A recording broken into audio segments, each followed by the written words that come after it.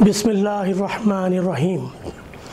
السلام علیکم ورحمۃ اللہ وبرکاتہ۔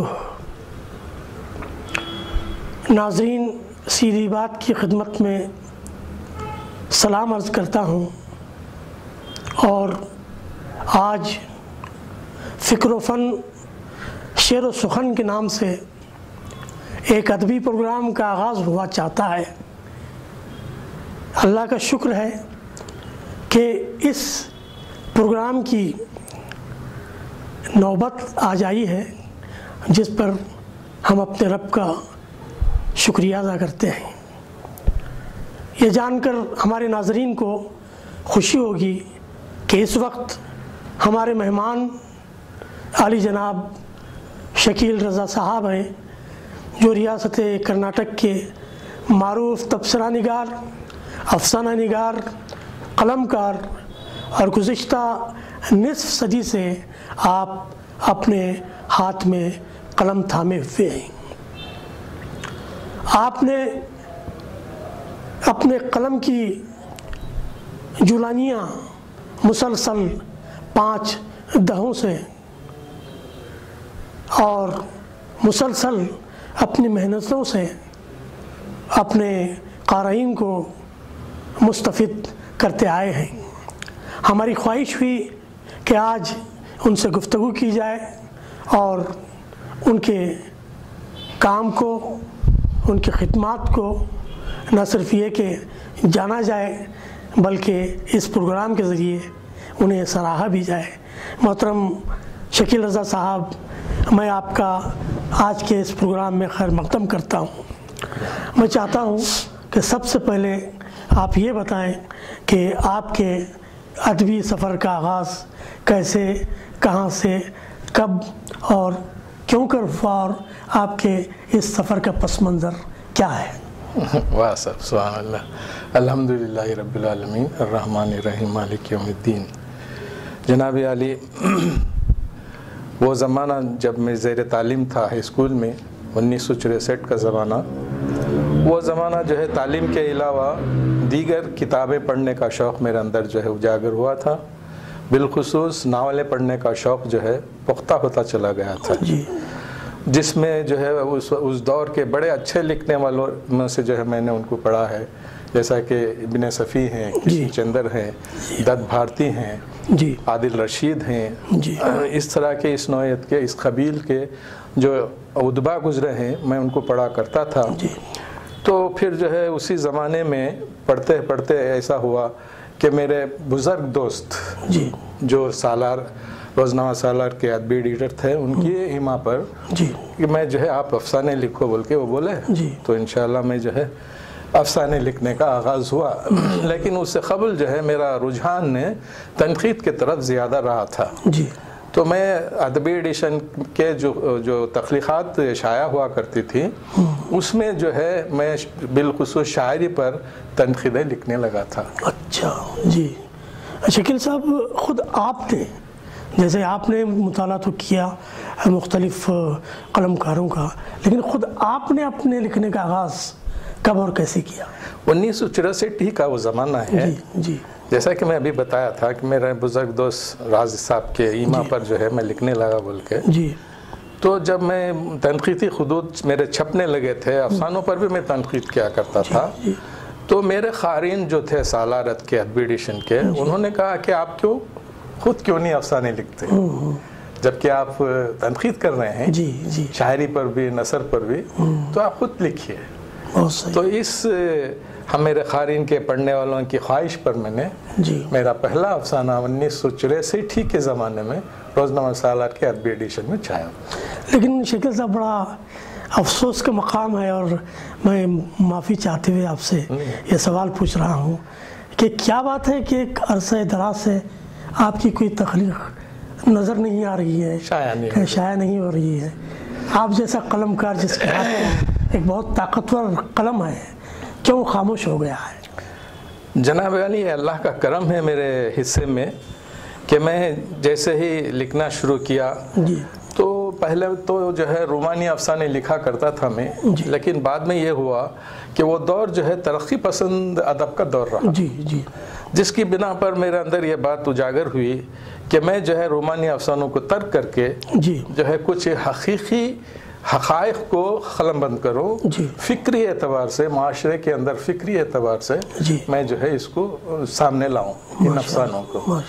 تو اس طرح سے میرے جو حقائق پر مبنی میرے افسانے ہوا کرتے تھے وہ بڑے طویل ہوا کرتے تھے۔ اب آج کل کا زمانہ ایسا ہے محترم جناب علی، ہمارے جو مستقر بنگلور کے جو اردو اخبارات ہیں، انہوں اخبارات کے جو ادبی ایڈیشنز ہیں، میرے طویل ترین افسانوں کی اس کے اندر شائع کرنے کی گنجائش نہیں ہے۔ اس بنا پر میرے افسانے رکے ہوئے۔ تو مثلا یعنی کام چل رہا ہے الحمدللہ۔ آپ کو یہ جان کر مسرت ہوگی کہ میں افسانے برابر لکھ رہا ہوں، اور اس کے علاوہ جو ہے میں بیک وقت 2 ناولوں کا آغاز کر دیا، بیک وقت 2 ناولیں، کبھی ایک اس طرف لکھتا ہوں، کبھی جو ہے اس طرف، اس طرح سے آپ پوچھیں گے کہ بیک وقت جو 2 ناولگار کیسے لکھیں گے، تو وہ اپنے ذہن کے اعتبار سے میں لکھتا رہا۔ ایک اور سوال آپ سے پوچھوں گا کہ چونکہ ایک عرصے سے آپ اس میدان میں ہیں، آج کل کے افسانوی ادب کے تعلق سے آپ کیا سوچ رہے ہیں؟ آپ کے کیا خیالات ہیں؟ جدید دور میں افسانوی ادب کا کیا حال ہے؟ آپ کا یہ سوال بڑا اچھا ہے جناب علی، بہت اچھا ہے، بر وقت آپ کا یہ سوال ہے۔ میں کیا بتاؤں محترم، ہمارے ملک کے اندر جو جتنے بھی ماہنامہ رسائل شائع ہوا کرتے تھے، جس میں ماہنامہ شمع ہے، روبی ہے، اور 20ویں صدی ہے، شاعر ہے، انشاء ہے، یہ اس قبیل کے تمام جو رسائل ہیں اس میں سے تقریباً جو ہے بہت سارے رسائل بند ہو چکے ہیں۔ یہ افسانہ جو شائع کرتے تھے، جس کے اندر جو نمائندہ افسانہ نگار شائع ہوا کرتے تھے، تو بند ہونے کی وجہ سے ہمارے افسانہ کی جو صنف ہے ہندوستان میں، پورے ہندوستان میں افسانہ کی جو صنف ہے، اس وجہ سے بڑی مار پڑی ہے، بہت بڑی مار پڑی ہے۔ اب آج کل کے جو نئے لکھنے والے ہیں، اور افسانہ لکھنے کا جو تقاضا ہے، جو اس کے ٹیکنیک ہے، اس کی جو قدریں ہیں، افسانے کی جو قدریں ہیں، جس کے اندر کردار نگاری ہے، واقعات ہے، مکالمہ نویسی ہے، منظر نگاری ہے، یہ تمام چیز کے علاوہ جناب عالی میں آپ کو یہ بتانے کی کوشش کروں گا کہ افسانے کی جو قدر ہے وہ ہے زبان، اسلوب، پیرا اظہار۔ اس کے علاوہ آپ افسانہ ہرگز اسے نہیں کہہ سکتے، جس کے بغیر، ان چیزوں کے بغیر، اسلوب، زبان، سلاست، اس کے بغیر کوئی افسانہ نہیں ہوتا، اور آج کل کے لکھنے والوں میں اس بات کی کمی ہے۔ شکیل صاحب، ایک دلچسپ سوال پوچھ رہا ہوں آپ سے کہ آپ نے نثری ادب کے ساتھ ساتھ شاعری پڑھی ہے، اور مسلسل شاعروں کو داد سے نوازتے رہے ہیں، کیا وجہ ہے کہ آپ نے کبھی شاعری کرنے کی طرف توجہ نہیں دی؟ میں نے ابھی جیسا کہ بتایا کہ 1964 کے ابتدائی زمانے میں روزنامہ سالار کا ادبی ایڈیشن جو ہوا کرتا تھا، تو سب سے پہلے میں شاعری پڑھتا تھا، لوگوں کو پڑھتا تھا۔ میرے شہر میں مظلوم کولاری، فضا کوثری، اس قبیل کے شعراء جو گزرے ہیں، ان کی صحبتوں کا یہ اثر تھا کہ میرے توجہ شاعری کی طرف زیادہ رہی، تو شاعری کے پر ہی میں جو ہے تنقید شروع کیا۔ جناب عالی، آپ کا یہ سوال بڑا اچھا ہے۔ میرے اپنی ذات کے تعلق سے آپ یہ پوچھ رہے ہیں، سوال کر رہے ہیں کہ میں خود جو ہے شاعری کی طرف کیوں متوجہ نہیں ہوا، تو جناب عالم مجھے کہنے دیجئے کہ ایک فطری شاعر کے اندر جن خداداد صلاحیتوں کا ہونا لازمی ہے، افسوس کی وہ صلاحیت نہیں، انکساری ہے آپ کی، اگر آپ کوشش کریں گے تو شعر کہہ سکیں گے آپ۔ ویسے میں ایک اور سوال کو اسی پس منظر میں کروں گا کہ شاعری کی جو درگت بنی ہوئی ہے اس وقت، شاعری کا جو ماحول ہے اور سخنوری جس مرحلے میں ہے، اس کے بارے میں آپ کیا سوچتے ہیں؟ وہی میں نے ابھی بتایا کہ ایک فطری شاعر کے اندر جو خداداد صلاحیتوں کا ہونا لازمی قرار پاتا ہے۔ آج ہمارے مستقر بنگلور میں بہت سارے ایسے شعراء ہیں جو نوجوانی کے ہی عصرے سے استاد شاعر کہلانے لگے، جن میں اگر کہوں تو بے جانا ہوگا، عزیز بلگامی ہیں، منیر احمد جامی ہیں، سردار ایاغ ہیں، افسر عزیزی ہیں، اس قبیل کے جو شعراء جو پیدا ہوئے ہیں، الحمدللہ ثم الحمدللہ ان کی شاعری میں وہ بات پائی جاتی ہے جو کہ معاشرے کی زبانی اور فکری اعتبار سے ترجمانی ہوتی ہے۔ جی جی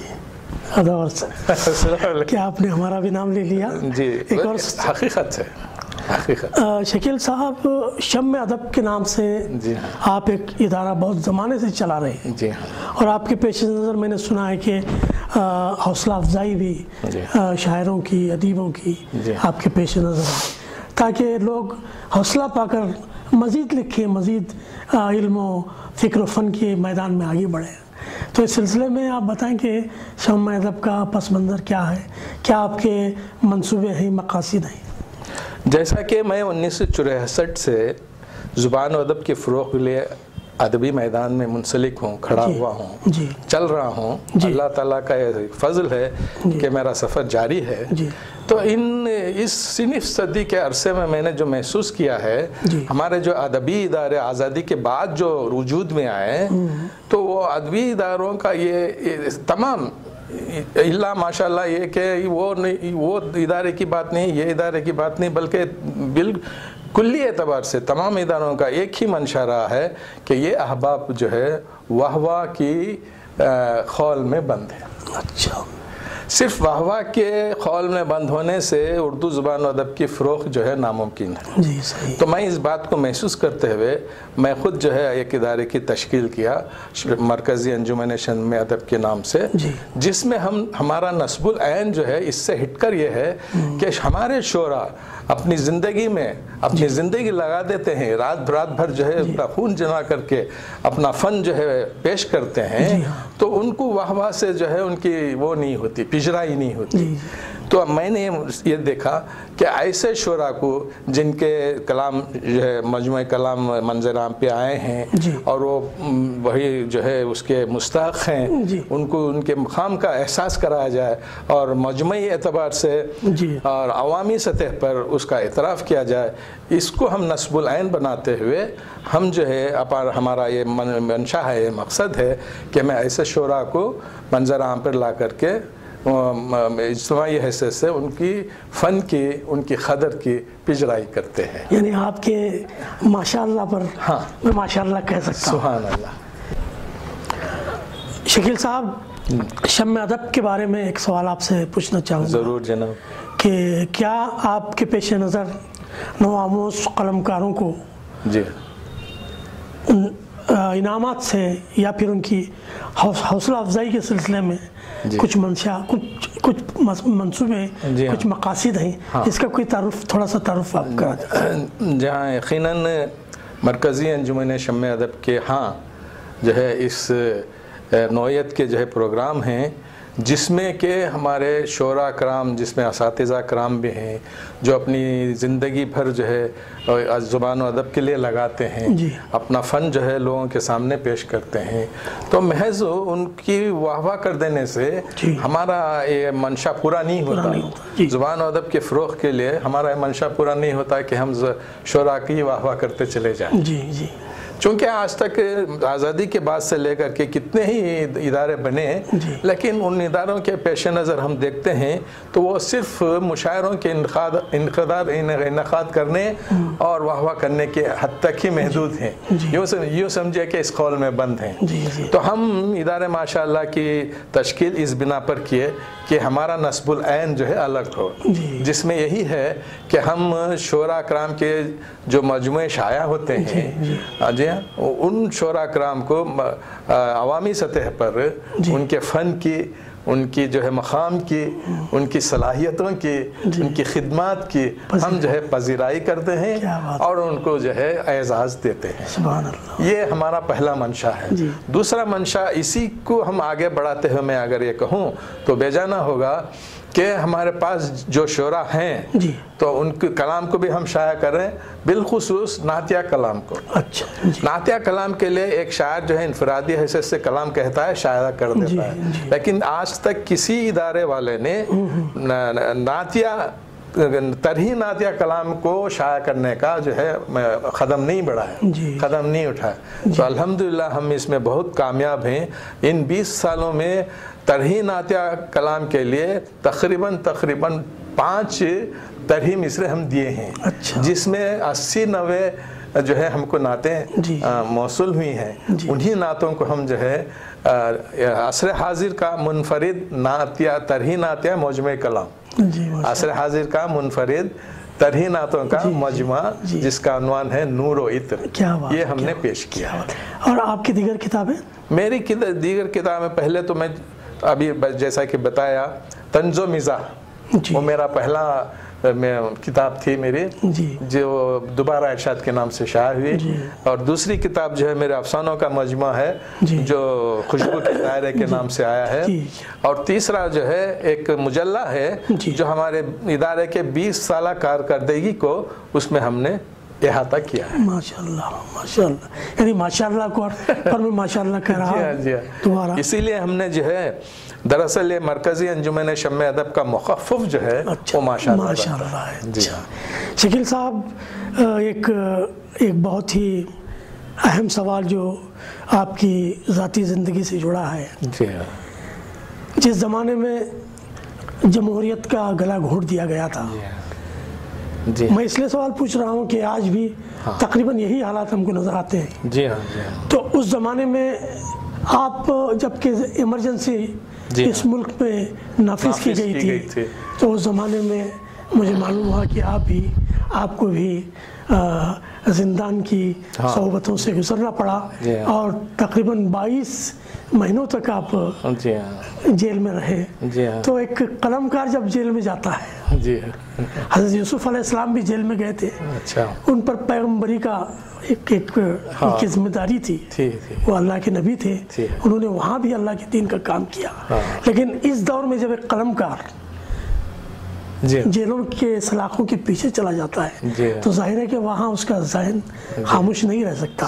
तो क्या आपने अपने कलम को जेल की 4 दीवारी में भी चलाया है? ये से बिल्कुल सही आप फरमा रहे हैं जनाब अली कि अल्लाह की यह सुन्नत रही है कि अल्लाह ताला अपने महबूब बंदों को आजमाइश में डाल देता। क्या बात, सही बात है। ये अल्लाह का करम हुआ कि मुझ नाचीज़ को भी अल्लाह ने जो है एक आजमाइशी दौर से गुजारा, जो कि वो इमरजेंसी का ज़माना था। वहाँ पर हमने 22 माह की अरसा हमने गुजारा। वहाँ पर लोगों से मिले, लोगों के ख़यालात जाने, एक दूसरे को पहचाने। ये पहचानते पहचानते लोगों की शख्सियतों का जो मुताला रहा वहाँ पे, मैं जब आज़ादी के वहाँ से आज़ाद होके जेल से रिहा हुआ तो मेरे कलम की जौलानी तब्दील हो गई। क्या बात है, क्या बात है। फिक्री एतबार से मैं जो है मेरे अंदर तब्दीली आई कि माशरे के अंदर ये रूमानी अफसाने, वो इश्क व मोहब्बत, ये सब नहीं चलेगा। आज दौर इस बात का है कि माशरे को अगर ऊपर उठाना है तो उनको सही जो है नहज, सही रास्ता हम उनको दिखाएं, जो कि मैं अपने अफसानों के ज़रिए से करता रहा। मेरे अफसाने बिल्कुल हक़ाइक़ पर मुबनी हुआ। मैं ख्वाहिश करूँगा और मैं आपसे गुजारिश भी करूँगा कि इस वक्त यानी असर हाजिर भी कुछ वैसे ही हालात से गुजर रहा है। जी हाँ। तो मैं चाहता हूँ कि शकील रज़ा साहब का कलम न रुके न थमे, बल्कि आगे ही आगे बढ़ता चला जाए।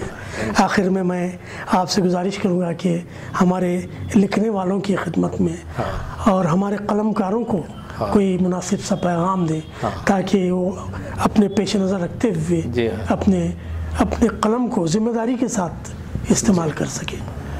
जनाब आलिम, इस वक्त जो भी शोरा कराम उदबा कलमकार जो नए नए लिख रहे हैं, पुराने भी लिख रहे हैं, मैं भी इस दौर से गुजर चुका हूँ। जी हाँ। बस बहैसियत कलमकार के, अफसाना निगार के, मैं भी इस दौर से गुजर चुका हूँ। लेकिन मेरी इब्तिदा ऐसी थी कि मैं लिखने से पहले बहुत तवील मुताला रहा है। जैसा कि मैंने इब्तिदा में बताया, मेरे कलम की इब्तिदा से पहले मैं एक तवील अरसे तक मुताला करता रहा हूँ, जिसमें बड़े बड़े उदबा शोरा शामिल हैं।